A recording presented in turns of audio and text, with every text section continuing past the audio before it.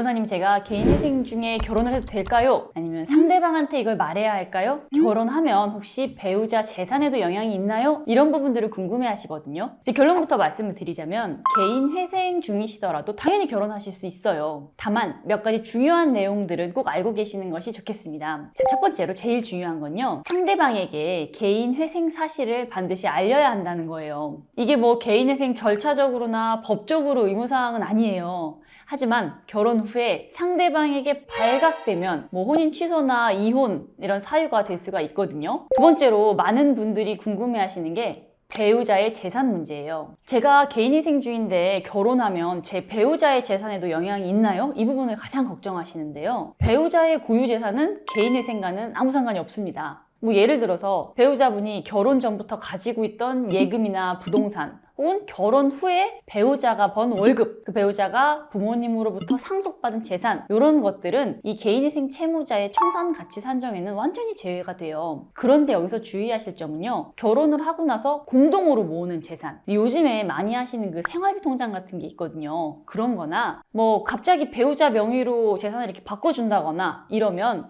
법원에서 굉장히 꼼꼼히 살펴보게 됩니다. 특히 개인회생 신청 직전에 배우자 명의로 재산을 옮기시면 당연히 재산 은닉으로 의심을 받을 수 있겠죠. 이러면 이 부분을 확인하기 위해서 법원에서 보정명령이 계속 나오고 또 제대로 소명하지 못하면 인가결정이 안 날 수도 있기 때문에 좀 조심을 하셔야 해요. 세 번째로 전세자금 대출 문제가 있는데요. 결혼을 하시면 대부분 전세자금 대출을 받으시잖아요. 개인회생 중이시면은 그 채무자 본인 명의로는 대출이 어려우니까 보통 배우자 명의로 그 대출을 받으시게 될 텐데요. 이때 중요한 게 이 대출금에 대한 상환 계획이에요. 그러니까 배우자 명의로 받은 대출이라도 실제로 이 이자는 누가 어떻게 갚을 것인지 이 부분을 좀 미리 의논을 해두셔야 나중에 문제가 안 생기거든요. 예를 들면 개인회생 중인 배우자가 변제금을 제외하고 이 최저 생기미만 갖고 이 전세자금에 대한 대출금 이자를 낼 수 있는지 이걸 정말로 따져보셔야겠죠. 그게 아니라면 대출의 명의자인 배우자가 이자도 전액 다 부담을 할 것인지 이런 부분을 서로 좀 의논을 해놓으시는 것이 좋습니다.